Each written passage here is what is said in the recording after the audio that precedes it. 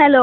അപ്പോഴേ ഉണ്ണിമോളുടെ ബർത്ത്ഡേ ആയിട്ട് കുഞ്ഞൊരു സദ്യ ഉണ്ടാക്കണ്ടെന്നല്ല ഉണ്ടാക്കി കഴിഞ്ഞ്. അപ്പോൾ ഞാൻ ഈ ചൗരി പായസം വെക്കണ കാരണം ചെറിയൊരു വീഡിയോ എടുക്കണേ കേട്ടോ.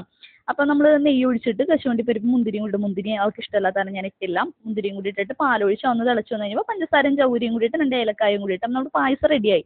ഒരു 10 മിനിറ്റ് ഉള്ളൂ. ചൗരിക്ക് ഒത്തിരി വേവൊന്നുമില്ലല്ലോ. പിന്നെ ഞാൻ പപ്പടവും കൂടി വറുത്തെടുക്കുന്നുണ്ട്. കുഞ്ഞു കുഞ്ഞു കറികൾ ഉണ്ടാക്കിയിട്ടുണ്ട് കേട്ടോ. പെട്ടെന്ന് ഞങ്ങൾ രണ്ടുപേരും മാത്രമേ ഉള്ളൂ ഇന്ന്. അപ്പോൾ അത് കാരണം പെട്ടെന്ന് കുഞ്ഞു കുഞ്ഞു കറികൾ ഉണ്ടാക്കിയിട്ടുണ്ട്. അങ്ങനെ ചീര മെഴുക്കുരട്ടി, പിന്നെ അവിയൽ, ബീട്രൂട്ട് പച്ചടി, വെണ്ടക്ക, കുറച്ച് തീയൽ, ബീഫ്, സാമ്പാർ, പായസം, പപ്പടം, അച്ചാർ.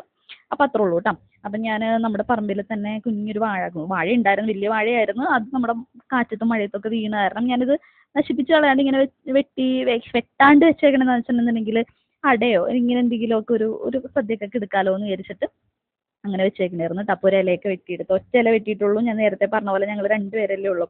അങ്ങനെ വാരി കൊടുക്കാമെന്ന് വെച്ചാൽ ഇപ്പം എല്ലാവർക്കും വാരി കൊടുക്കുന്നത് ബർത്ത്ഡേ ആയിട്ടാണോന്ന്. അല്ല, മിക്ക ദിവസവും ഞാൻ ഇത് തന്നെയാണ് കേട്ടോ പണി. വാരി തന്നെ എന്ന് പറഞ്ഞ് നിർബന്ധമാണ്. ഇത്രേ ആയെന്ന് മാത്രമേ ഉള്ളൂ.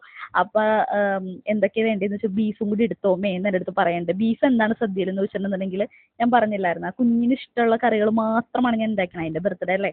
അപ്പം അത് കാരണം അതാണ് കേട്ടോ ബീഫ്. ഞാൻ ഈ ഫുഡൊന്നും വേസ്റ്റ് ചെയ്യണ ആളല്ല. ഈ മുരിങ്ങാക്കായും കാര്യങ്ങളൊന്നും ആൾ കഴിക്കില്ല. ഞാനാണെങ്കിൽ അത്യാവശ്യം രാവിലത്തെ ഫുഡ് കഴിക്കാൻ കുറച്ച് ലേറ്റ് ആയത് കാരണം വയറ് നിറഞ്ഞും കൂടി ഇരിക്കണ കാരണം ഇച്ചിരി കോൾ അങ്ങനെ വേസ്റ്റ് ആയി കേട്ടോ.